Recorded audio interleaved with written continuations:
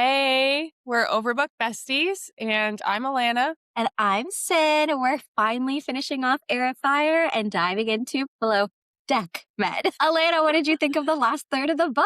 Okay, I think this is where I based my entire opinion off the book on because I started reading it and I could not put it down. I was like, right, it all happens now. So I loved it. Yeah. Okay, I loved it, but also it was so emotional.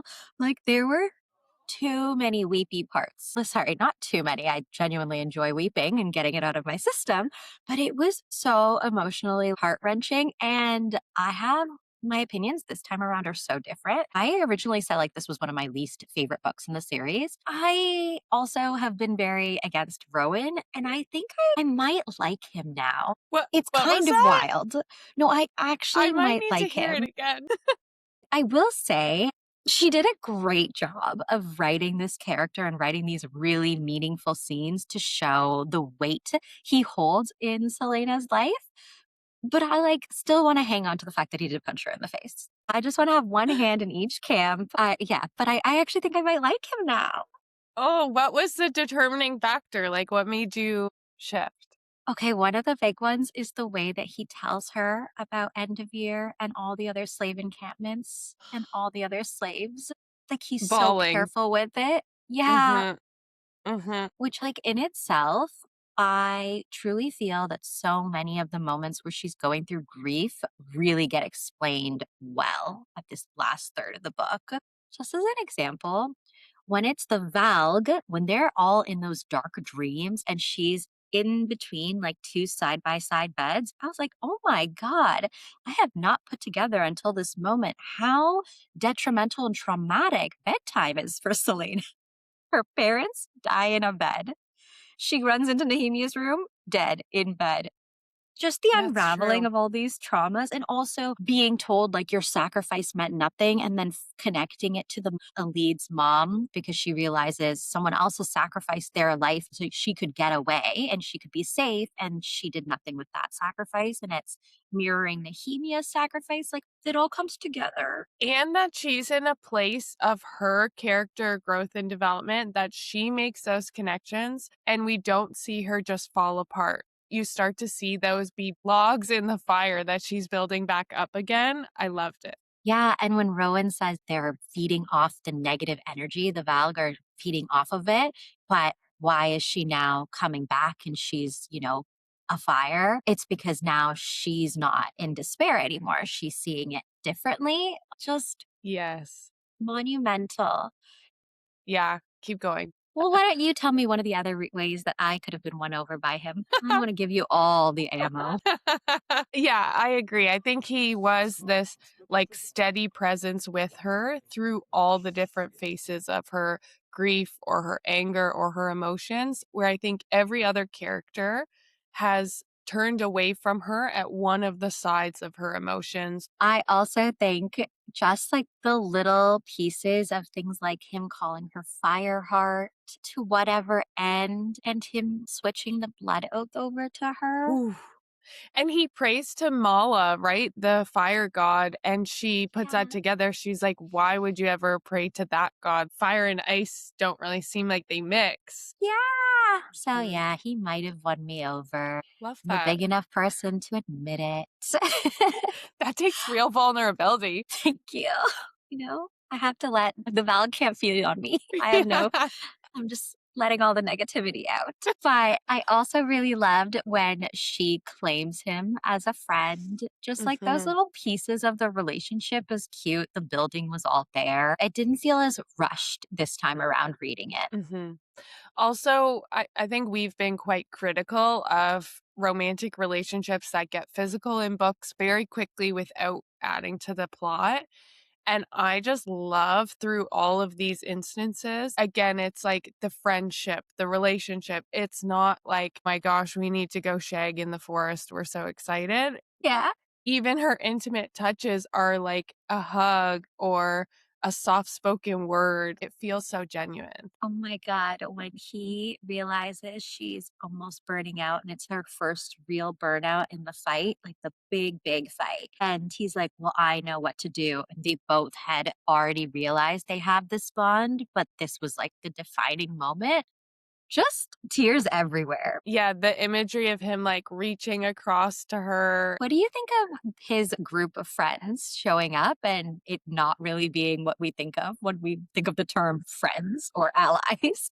Yes. Originally, I remember the first read through, it kind of rocked me. I was like, are these his actual friends? Did he just lie to her to make it seem like he was trustworthy? But then later on, when he takes her back to Queen Maeve, it made sense, right? They're all under oath. And so if they were to talk to Celaena or if they were to show any favoritism or support, they all know they're going to be punished for it. So then the cold shoulder with the friends made sense to me. I also really loved that the bond has like almost these gray areas that they're all exploring. Like, I think it was Gabriel who says, we're going to have to go see her. We're going to get there first. So do what you need to do. And then, like, he's still warning them about things to come, but has to act on whatever she says. And similarly, when Aelin and Rowan are talking about where the third word key is, he's like, you know what? I don't want to know. But when Maeve asks, he says, she knows, but I don't know.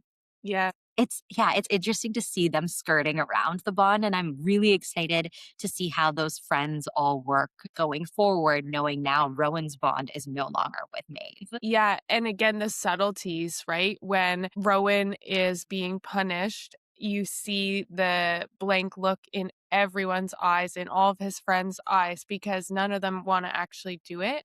And they've lived centuries under this bond. So they've all learned, like you said, ways of skirting it or bending the rules a little bit so that they can still keep their souls intact and not just be stuck with that. Okay, as you talk about like having a soul or skirting around all these things, on the other side of things, we have Maeve, this cold, calculating, rhymes with witch. And she she for some reason locks at this sword and at this ring and is willing to let go of Rowan's bond for this ring. And I was red flags everywhere, wondering, wait, is this ring gonna be important?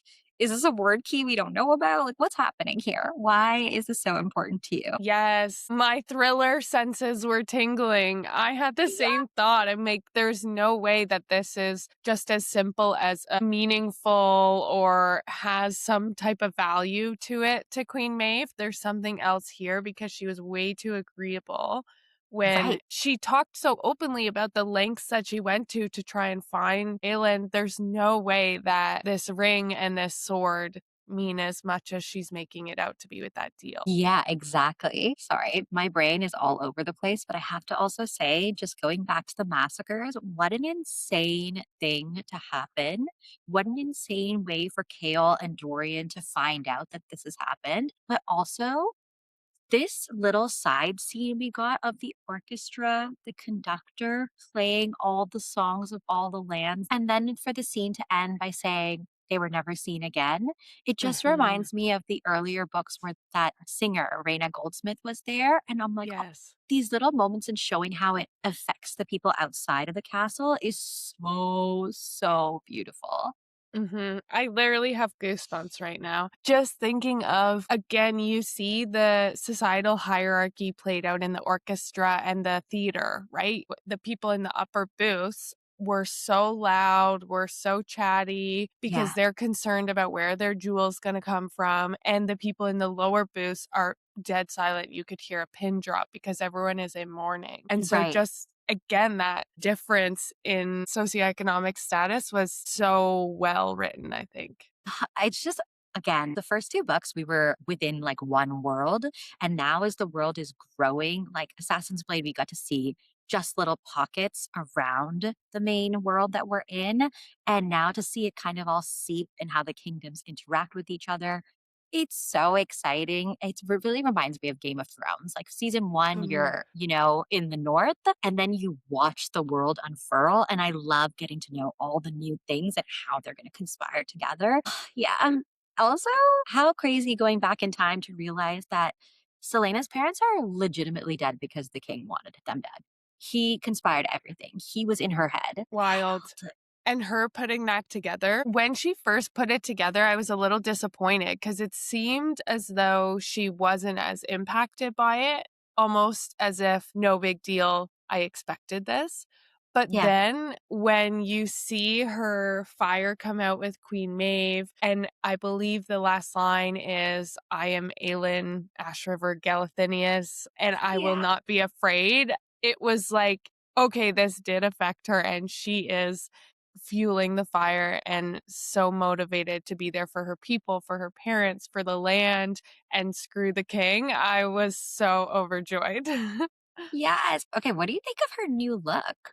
Short hair? Yeah. I can't picture it. I think I skimmed that. I was like, I don't know. I'm not ready for a change yet. In your version, she's wearing extensions. Yeah. Also, I'm trying to picture the tattoo. I'm a visual person and I can't. I'm struggling with that because I want to. I want it.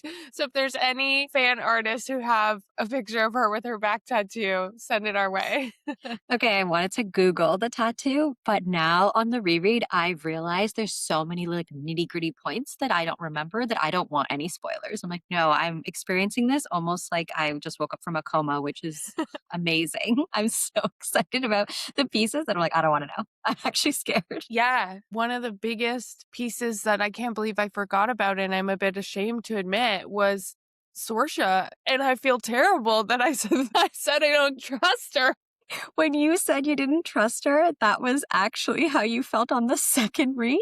No, I remember that she was a good person. Well, I knew she was helping the rebels. I Yeah. just couldn't remember if she was also playing with Dorian's heart or just taking an opportunity when she knew she shouldn't.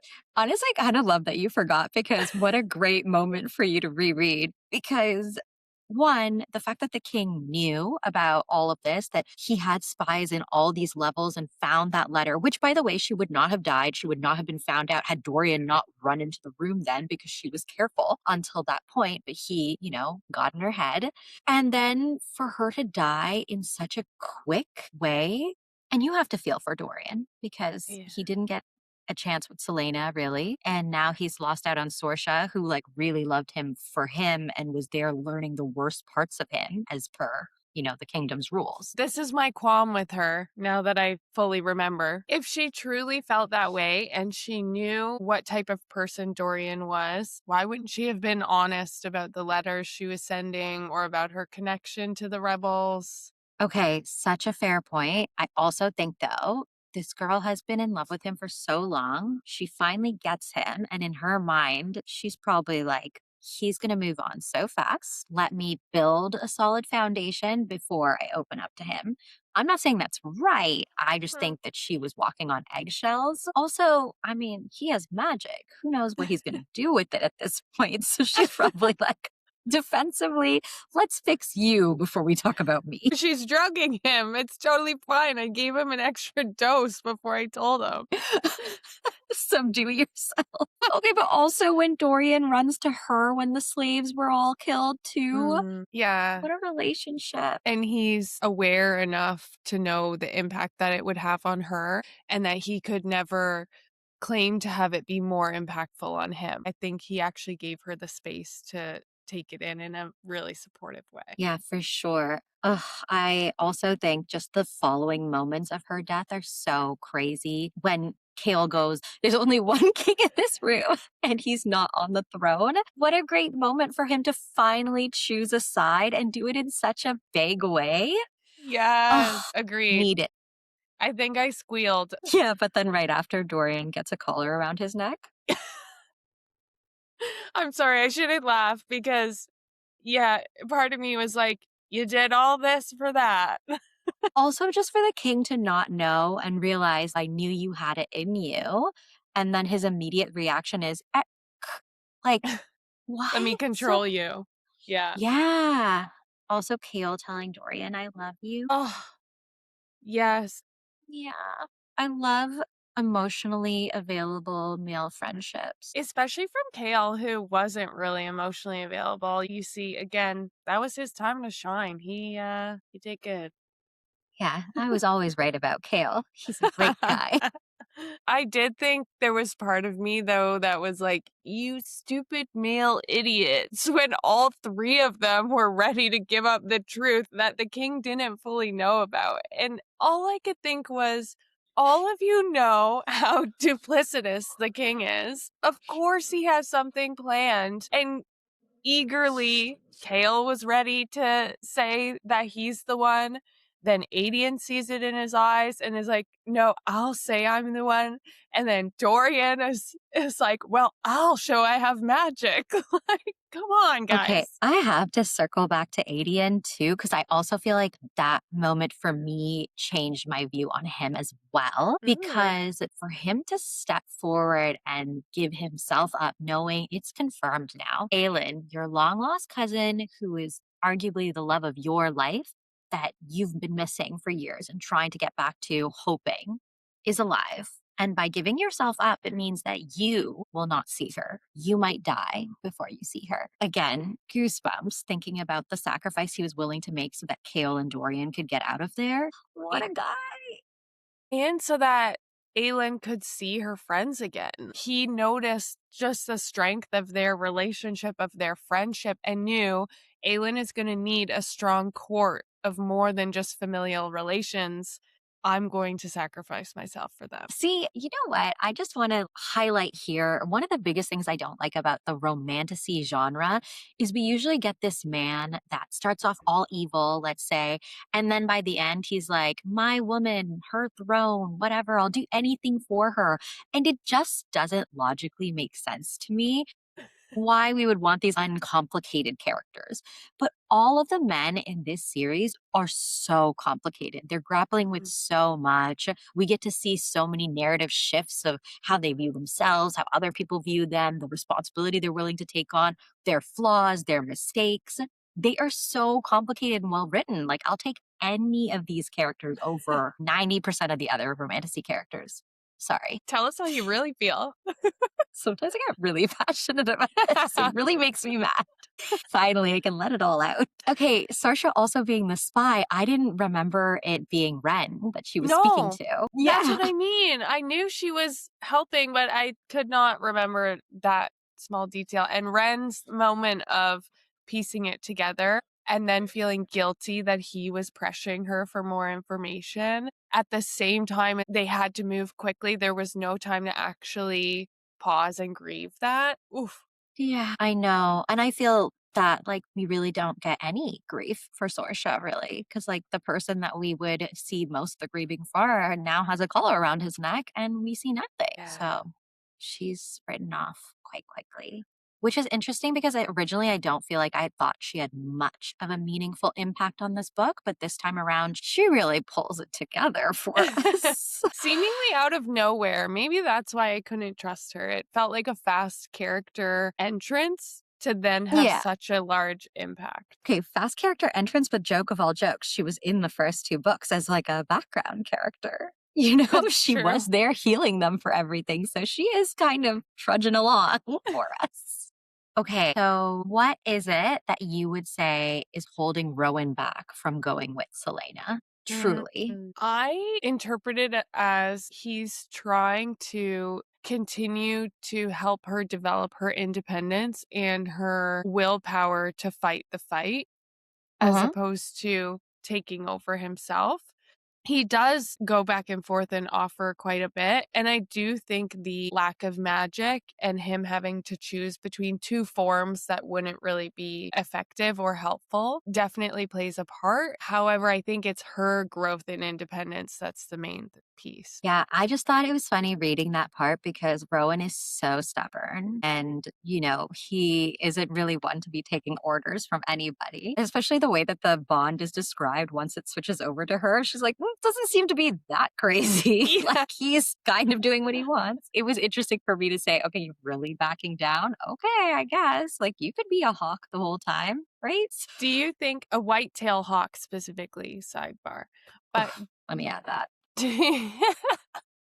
do you think, though, if you lived centuries having magic, having power, being in a certain form, you would be able to go that long without it or think about letting go of that. No, definitely not. I think fair, it would be so difficult to let go of. And it's crazy too to know Selena is now going from having mastered this insane scale of fire, so much so that she can throw the fire onto her weapon. She can create shields. She can make the whole, like, she can control it now to the point where she was controlling it around Maeve and not hitting Maeve or any of the people, but everywhere else. And is now going back to But Rifthold.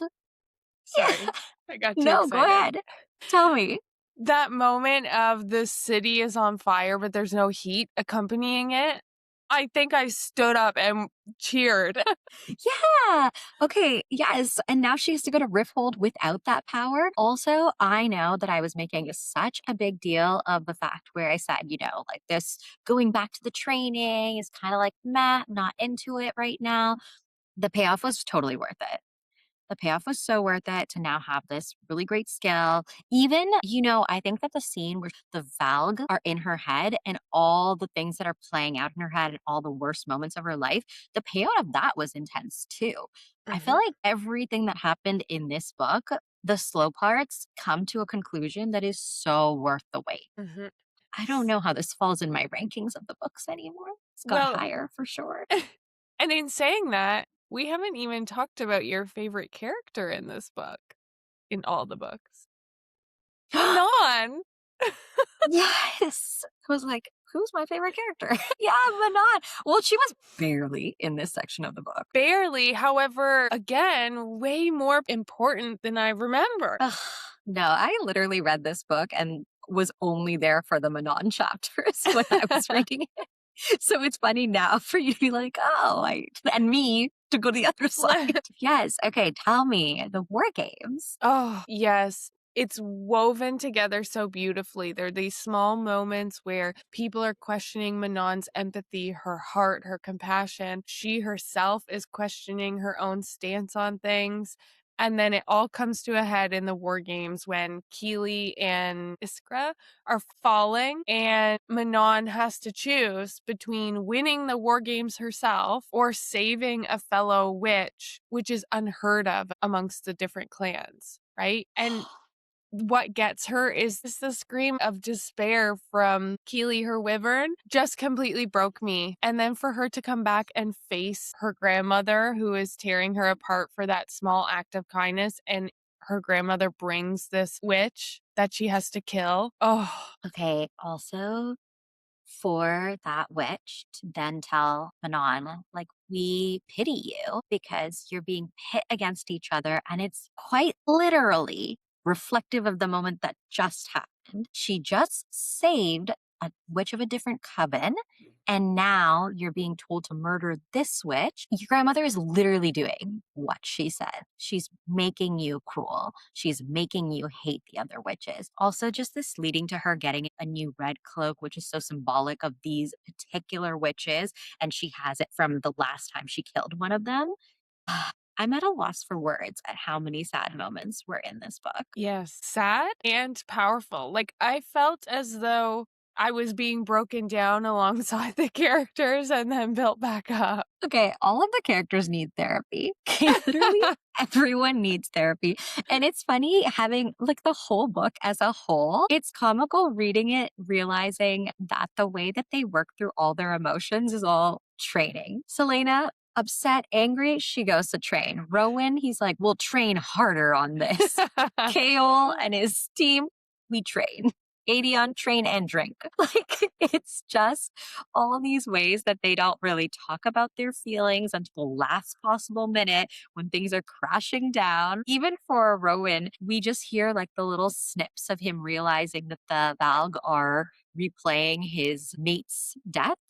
And he's Mhm. just ignoring it or trying to ignore it. That's all we get from it. He doesn't talk about it later with Selena and think about this devastated me, by the way. And she's not telling him the whole story of what she experiences. Everybody just needs to have a little session, sit down, quick little one on one, unload your feelings. Things will be a little bit better. I bet you could control your fire a little bit better too if you just manage your expectations and your emotions. I don't know. Good That catch. that's too logical for a fantasy book. Probably true, but worth exploring. You know who else needs to have a little therapy? Please tell me because I was going there. I love it. All the people in the Bravo sphere, literally all of them, and all reality TV people in general. But below deck, Whew. Yes. what are you thinking of this season? I'm liking it so far. I was a bit worried having Nathan and Joe back together because they're so explosive and clearly it's a power struggle. And Nathan is not a good bosun. He is a good work hard, I'll do the things, but I don't think he's very good at seeing the big picture and helping people. I also think he maybe shouldn't have been bosun this season because he's kind of injured. You know, he's having back issues, as we saw in the latest episode. He just had a baby. And I think absolutely amazing that he decided him and Gail would be so close that he could go check in between charters. But that's going to be the forefront of your mind. And especially as he Yeah. explained in this episode, Gail's no longer with her support system. So now you're worrying about being there with your baby and also your significant other and how they're dealing with things. So maybe not the right time, but also the guy's got to work. What's he going to do? Yeah. Not a bosun, but definitely could have been there in another capacity. On this episode, you see him return to work late. What did you think about that? To your point, right? He's needing to be present in two different places at once. So you feel for the guy. And I thought Captain Sandy's response was very well done. I don't care so much about the being late. It's that there's no heads up, there's no ownership ahead of time.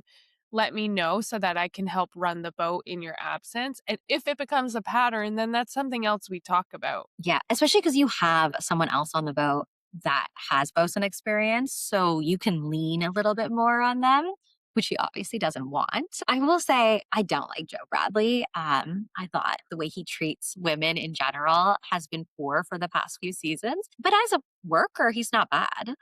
And I Mhm. feel that Nathan is really struggling to put one thing aside and use him for what he's good for. And that's where I'm like, Nathan, come on. You can do better than Yeah. this. He Yeah. could so delegate with Joe and even Cooper. He's inexperienced, but he is a very hard worker. He's good with the guests. He's good in terms of completing the tasks that are assigned. So he could be delegating way more efficiently. Yeah. Everyone on the show is basically in some kind of a boatman's except for Aisha, who's getting married. Love Aisha so much. And Same. the chef. Yeah, I feel like we would be friends with Aisha. I We would know. love her. I've said that multiple times, and my partner's like, she's too much. I'm like, you would never. I don't know why. I love her so much. I feel like her energy level is up here. And I feel if we both were around her, our energy would just slowly creep up and it would be perfect. We would love it. Everyone else would hate it, but Yeah, you can't have that many people with that high energy, but that's fine. She's really great. And then our chef Joy, oh, I like her. same. 10, 10 plus stars more. No notes. Yes. Okay. Her food looks exceptional. Her execution, her assertive Mhm. personality, I really enjoy it. But going back to the very beginning of the show, where there's like a little love triangle going on, Luke has this little triangle going on with Joy and oh, Jen. Okay, but how funny on the latest episode with a little aura meter. Oh my God, the below deck people are so funny. The aura meter cracked me up. It's like, I was she's like, crying. I'm trying to be purple. Aura meter shows up there. No, I thought it was so funny. I actually did say that out loud. I was like, this is the best thing ever. They need to continue it for the rest of the season. I'm Yeah. sad they didn't think about it earlier, but love that they thought it. So this whole thing with Jen and Joy and Luke.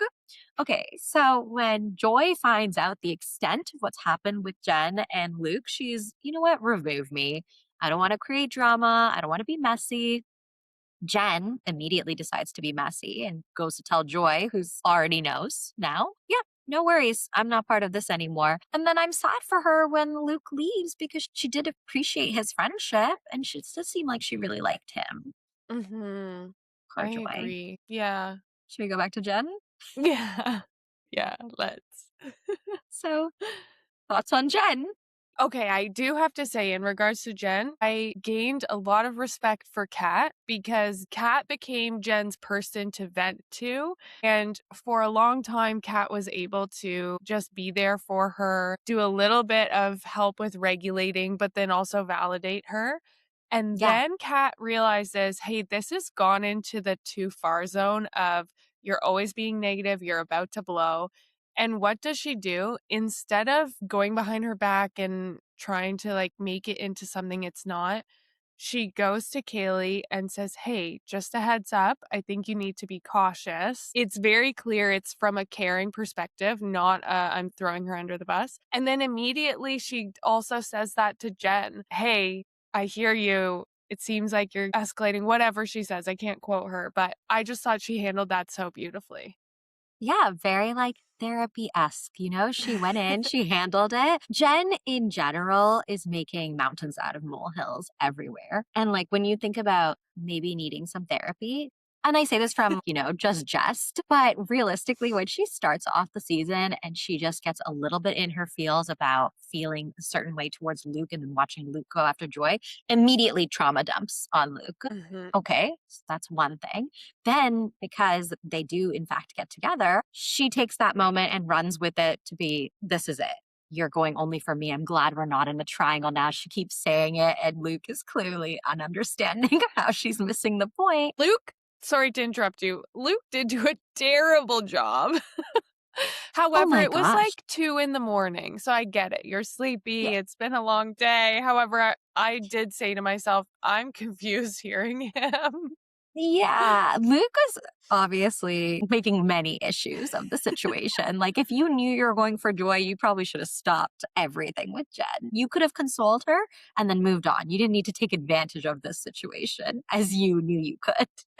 Then you move into Jen with her workspace. I don't get why she truly believes she needs to be second. And I don't understand why she's making everything that happens such a big issue because Keely's doing a phenomenal job. And making it an issue at the detriment of the boat. She's just grumbling behind her back. "Oh, I'm seeing all these errors. Oh, I'm seeing all these room for improvement." Well, then improve it. Like, who Yeah, cares? You're all on the same team. right? And at the end of the day, like, do you make more money as a second? Like, is something else happening or your responsibility is just different?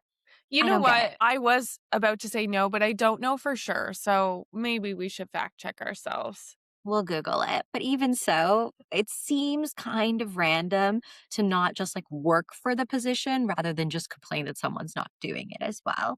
Mhm. Especially like two of them were really experienced and one wasn't. So it was between the two of you and you didn't get picked. MoveOn.com. Agreed. There was a cleanliness issue pertaining to Luke, and the unclean mess lands on Nathan's bed. Okay, was I imagining this? Or did Luke say to Jen, "Can you clean this up? Or can you put this in the wash?" And she said, "Don't worry, I'll do it." Okay, you might have made that up because I don't remember Okay. hearing it, but Okay. also moments you might have. Don't quote me. This is one of those shows where I could have been looking down. But I would say several times later, though, Luke keeps saying, "Oh, I haven't had a chance to go get the sheets." I'm just saying, if you're a man, you know how you would feel in that situation. So I don't understand why it's not a quick, I'll do it, or telling one of the laundry people, can you go get them? Just there seem to be a lot of ways that you could have fixed this situation. Also, I do think this is equally on Jen. You're in laundry. You've made lots of comments. I haven't seen his bedding come through. Go to Luke and say, "Luke, I need you in laundry. 1 minute. Go Right. get the bedding now while I'm in here. I'll make sure it gets done." I'm not saying she Totally. had to go in and just do it herself, but I do think instead of just running her mouth, like it is equally as gross on you, Jen. Yes, 100%. But again, this is like her picking, oh, I'm just going to complain about the thing versus, taking any initiative and doing it myself. Moving past that, I like how she kept the secret and had no issues saying anything about it until she felt scorned. And then she told everyone to kind of out him. Yeah. It was so Gross. clear watching it. It did make me curious to know what it would have been like living it for the other crew members because that was so evident that it was out of feeling betrayed or jealous. Yeah, especially if they're watching it back now, it's very like point A to point B to point C. How do you feel seeing Nathan and Joe's relationship now, having seen it in past relationships where they had such a little bromance? I feel sad. And at the same time, I think their personalities just clash. It's never going to be that close anymore, but I don't think they help each other. And we got a little snippet. They start to blow up later in the season, so Oh my God, there's so much coming up later in the season that I'm really excited to see how the rest of the season pans out. Also, Joe was really rude to Gail. He was really mean to Gail or like kind of just like making weird remarks to her. So I can understand why Nathan's so against it. If Joe says to someone, Gail doesn't like me, do you think Nathan's reaction of that situation was warranted? no, I do think Nathan's a bit of a hothead. Like, there were a couple moments early in the season where he blew up, and yeah, I don't think it warranted that. I can see where he's coming from, though, from the perspective of, yeah, Joe has been rude to Gail, and this was a very tender time for both Nathan and Gail to move here with their new baby. Yeah. I feel like it could have been a much calmer conversation. Like, hey, man, I would really appreciate if you don't take Gail's name to everybody else. So, if we could just like leave it off the table, not like he like Hulk smashed through it. The same when Cooper and Joe made eyes at each other and Nathan just flips. Hey, if you're gonna make eyes, say it out loud. Right? Oh, he's so testy. Oh, Yeah. yeah. Okay, Aisha on the deckhand side of things. Go off. I was so proud of her. What a crazy person to have on the boat that she's so good at almost every job she takes on. Even knowing her personality when she was just as a stew and how crazy and funny and whimsical she is, to see her in her leadership role, she's like, yeah, I don't want the drama. Okay, let's move on. She's just Yes. so good. And she's supposed to be going down for a break. And what does she do? She puts her blacks on just to go check in to see if they need help with service. They don't. She sees they got it and she goes back down. I was so impressed. Yeah, like she actually totally knows how to delegate. That's something she can pass on to Nathan for sure. Oh, yeah, agreed. Okay, also in the look ahead, we get to actually see Aisha's wedding on the show or the Yeah. bachelorette party, and Hannah Ferrier is there. Yes. I saw that little glimpse and I had to do a double take that it was actually her friends. I'm so excited. No, I am excited. And I love that they're close because it's interesting. Captain Jason is not invited to the wedding. And I was surprised to learn they aren't as close because when you see her being Chief Stew on his ship, it seems like they have a really good relationship. But it seems like I think Captain Sandy is going, Hannah is going, but not Captain Jason. Yeah, I know. Oh. Surprising. Okay. I forgot to mention this last week, but I was kind of like traumatized by the whole Nicolandria thing. So a lot of my notes went by the wayside. But get this, who was a really deeply disliked character in the most recent season of Love Island? You can't test my memory like this. You're like, it's been a while. Sincere and sincere. Sincere and sincere. Okay. Right? Very intense reactions for him. Zach also got a lot of hate, right? Oh, yeah. Yeah. Okay. A fan filed an actual visa related report against Zach with ICE, literally with US Immigration and Customs law enforcement, because they didn't like his behavior, but are saying, well, we think he's here illegally. What? Yeah. This is ruining people's lives. Like, people don't realize that this is real. People have died by the hands of ICE, and you're going to call an ICE situation for a reality story that you just didn't like on the show? That's insane to me. Oh my Again, this is God. where I'm like, people are losing the plot with reality TV. And a lot of people who are longtime Love Island watchers hate the new fans because this is what they do. They're saying, oh, you're digging up shit on people's past. And actually, Kenzie's a really good example of this because at some point in the season, she was getting so much backlash and so much hate that people were on Twitter, on threads, on Instagram, literally saying, can anyone find any dirt on her? As if to be Oh my like, if we find gosh. dirt, we can send it out and get her kicked off the show. Everybody here needs therapy. Literally, everyone go get a session right now. It's not that deep. Yes, you can disagree with these people, but the cancel culture is getting so insane that we're calling law officials, and that's not even the first time that's happened. Oh my They gosh. called Child Protective Services on Huda, or there Oh, were right. rumors that they Right. called Child Protective. I don't know that they actually did, but just the fact that these are conversational topics you're having online where everyone else can see it, I'm all for having the most insane conversations at home with your friends. Like, go off, have the best Sure. time. putting it online where they can see it is crazy. And Mhm. putting it online in such a way that you're talking about ICE, you're talking about Child Protective Services. This is their real lives. Yeah. It's Yeah. a good reminder. I think last episode you shared Lindsay's response on Instagram. Like, if you're going to cyberbully people, that won't be tolerated. It goes beyond cyberbullying. I do think it's just so sad. And I mean, I guess that's a sign of a good reality TV show that people are so hooked that they feel so connected to it. Yeah. However, that's taking it too far and is really scary and sad when you see real time what's actually happening when those law enforcement agents are in play and how people's lives are being lost, ruined, broken apart. I can't. Yeah, it really just breaks my heart that people are this moved by a reality TV show that they could not connect the impact of their actions. Like, if you're spending all your time on reality TV, I think you put it really well last time around. What a privilege to not be informed of what's happening in the world right now, that you think that this is like a minor thing to be doing. No, heavy things are happening. Maybe take a step back before you do something super stupid. Yeah. Moving on to happier news, Danielle and Owen had their baby. Wow. Very premature, though, and doing really well in the ICU. Aw. Now is breathing on their own. So that's really, really, really exciting for her. His name is Aiden Heavey. Hmm, But yeah, so that'll be cute. nice to see if they have a second season. Almost everyone's going to be a parent, which Yeah. will be wild. Interesting. I know. Like, are we going to shift from parties to like Yeah. benches? Isn't it wild? I find this, maybe it's just me, when reality TV ends and I'm like, they just announced their pregnancy. How are they having their baby already? I Oh my forget that gosh. things don't happen as we're seeing it. Okay, as we just said, people need to have lives and not obsess over the reality shows. Yes, in a negative way, in a positive way.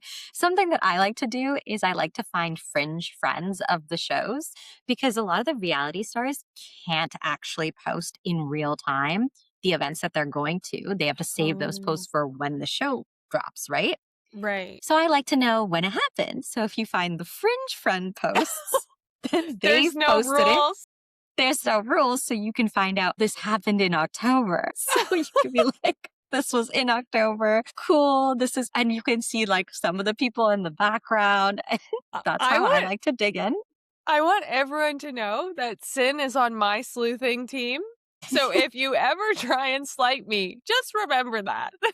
Yeah. I'll be like, I have your IP address. As a true friend. Yes. Amen. Also, I loved the Love Island 6 cast so much. They were arguably my favorites and one of my best seasons where it was like PPG with like Leia, with Serena and Janae. Some of the most heated drama when you think about Andrea and Rob. Okay. So I don't know if you know, but Serena and Cordell still together, Leia and Miguel still together, Wow. and Janae and Kenny broke up last year. Did you know that? You're asking like that's not an obvious answer. Of course I didn't know that. Well, that's insane you didn't know that because it was an explosive breakup. So it's like, I'm going to read off of my notes here. But an explosive fight at the LA party. Janae finds these alleged racist messages and it's exposed publicly. Kenny faces insane backlash, disappears from the public. He recently went on a podcast. Okay. The Journey podcast with Zachary Cummings telling his side of the story. It's been a year. Why did it take you a year to tell your side of the story? Arguably, you would speak up. And also Janae class act because she found out his family was getting hate and she went on her socials to say like, what happened between me and Kenny is between me and Kenny. Don't hate on his family. They Mm, were always kind to me. So he said okay. that the relationship had grown tense and Janae had been difficult. He said that he made inappropriate comments in the text, but denied that they reflected racial prejudice. He's like, oh, I'm Dominican. Half my family is dark skin, which as someone of color, I can tell you being a person of color does not exempt you from Excuse being you. Yeah. racist. Yeah. Yeah, can very well say that. He says that Janae begged his family to get back together and claimed she wanted to call 911 during the fight. And he said that Cordell Beckham was the only cast member who reached out to him after the split. Kenny sent Janae a cease and desist order before going on the podcast. So legally tried to prevent her from responding. Ugh. Red flags. You waited a Yeah. year to discuss this, and now you're like, oh, you can't respond? Janae, hours later. So the person who thought it was a good idea to send me a cease and desist and then go on a whole ass podcast and make up straight effing lies, very ballsy of you. How effing insane. But if you want to effing play, let's effing play. I think you should give me permission to drop all the text messages. Why don't we start there? You know, everything you said was an effing lie. All of my friends know it's a lie, so I'm not stressing. I spared you for a whole effing year. Mind your business, focusing on myself and my blessings. There was never a conversation about me begging back for your family. She says, never ever forget when someone comes from you. I'm guessing maybe the funds are low. I'm assuming you had to do 60 minutes, 90 minutes for a whole lie for $1, and now you're about to be in overdraft. So Stop. when Kenny claims that Cordell reached out to him, Cordell then gets mad. Cordell goes out publicly and says, for the record, I was never friends with him, essentially. Kenny used his name as a character reference, and the whole cast is with Janae. That's it. Mhm. And it's insane to me that, like, Kenny did all this. And just the fact that they were in top 3, they did so well on the show, and have all this come out. Come on. Yeah. I'm not actually surprised in the sense of it's bound to happen in this context. Yeah. I mean, at I'm this point, you're sad. all going on the show. Yeah, I'm sad for Janae because I really feel like I love her. I love Mhm. PPG. I wish they were in my life as well. Leia, so great. You know, she loves Open animals casting. so much. Yeah, open casting to be my friend. I live in Miami. Yeah. Yeah, but I think the reality space is so interesting right now with all the things that are happening because people are being cast for stupid reasons, you know, to be the drama. And yes, I get that that's why we typically watch reality TV. I just like miss the era of watching things like Survivor, where the chemistry and the drama is organic because of the way that it's being done. Mm. Do you remember like the real world and stuff like that? Right? Yes. That was organic drama, and I enjoyed watching that, where now it just feels like a little too fabricated, or people are doing things because they know how the fans are gonna react, so the fans are also kind of a problem. Mhm. Yeah. You watched all of Vanderpump Rules, right? Yeah, not Okay, anymore. this is my Not the new one. petition. Everybody listening, please message Alana to also watch The Valley. It just concluded its 3rd season and it was exceptional. Lala Schwartz are on it now. And since the beginning, Brittany and Jax were on it. Jax is Mm. no longer on it, but there's so much happening that's interwoven from Vanderpump Rules. It's so worth watching. Like Lala and Sheena aren't friends anymore. And the first part of the reunion just dropped. And for the first time, she's talked about why they're not friends. And it's Wow. because she kind of tried to stand up for Sheena, and Sheena got upset with the way that it happened. Oh. Because actually, I'm just going to go into it because we're here now. Okay, but do you remember in Vanderpump Rules, like Lala and Sheena were so irate with Ariana because she wasn't willing to film with Tom, and that was essentially putting their paychecks from Vanderpump Rules at risk? Mm. Mhm. So Sheena wrote a book after, and in the book, she talks about how Brock had cheated on her while she was pregnant. And she was finding this out at the Oh same my time or gosh. around the same time as Sandoval. And you're mad at Ariana because she won't film with Tom, but you have this going on and you didn't bring You're that to doing cameras? Yeah, you're doing the same thing. Yeah. Are we surprised? No, Did you like no. Sheena? No, I didn't. Yeah. And again, when I say I don't like people on reality TV, I don't have issues with you. I'm not calling ice. I just, you're not the person I would hang out with in my real life. And Sheena was just always doing too much. Mhm. Yeah, that's the sense I got too, but so, when I say I'm not surprised, it's more within her character. However, I'm sad still. I think it's heartbreaking when anyone is so harsh on their friends like that, but then isn't able to look in the mirror and see their own place. Yeah. And I think she just wants to continue in the sphere of reality TV. I think that's just the way she's been creating her revenue stream. She has her own Mm. podcast, which I get. Like it's hard to move on from something you know. So Stassi has a new reality show. I haven't watched it yet, but I've heard a whole mixed bags of reviews. Apparently it's very meta and fourth wall. Like we really talk about it being a reality show. Oh, And I saw a Katie's on clip. it. Yeah. Are you gonna watch it? No, I don't know. I didn't know what it was, but I saw a New clip and petition. yeah. We're gonna put a vote in the next podcast. Which reality show should we watch next? Vote for all the ones you think Alana should watch because I watch almost all of them. Oh my On the show or on one of the clips I saw, Stassi finds out from one of the secret lives of Mormon wives that Shisha had said to her, maybe I can film on your show because Brock is Mormon. That's so tangential. Like, you're not Mormon. He's not practicing Mormonism. It's very clearly, I just need to be on the TV.